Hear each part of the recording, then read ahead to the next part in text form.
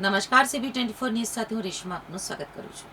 મુખ્યમંત્રી શ્રી ભૂપેન્દ્ર પટેલે નારાયણ હોસ્પિટલ અમદાવાદના નવા રેડિયેશન ઓન્કોલોજી સેન્ટરનો પ્રારંભ કરાવ્યો.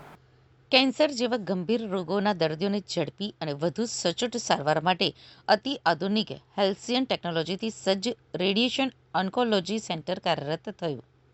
કેન્સરની સારવારને વધુ સુલભ અને અસરકારક બનાવવાની દિશામાં નારાયણ હોસ્પિટલે એક મહત્વપૂર્ણ કદમ ભર્યું છે.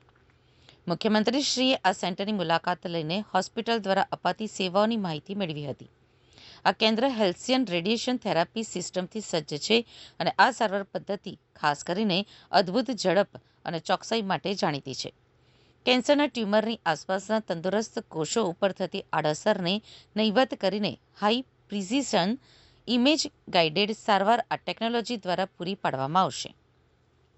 આ નવા રેડિયેશન ઓન્કોલોજી સેન્ટરના પ્રારંભ સાથે અમદાવાદની નારાયણ હોસ્પિટલમાં હવે મેડિકલ ઓન્કોલોજી, સર્જિકલ ઓન્કોલોજી અને રેડિયેશન ઓન્કોલોજી એમ ત્રણેય વિભાગો ઉપલબ્ધ થયા છે અને ઇન્ટિગ્રેટેડ કેન્સર કેર સારવાર શક્ય બની છે. એટલું જ નહીં, અમદાવાદ અને આસપાસના જિલ્લાના લોકોને હવે કેન્સરની સંપૂર્ણ સારવાર સરળતાએ એક જ સ્થળથી મળી રહેશે.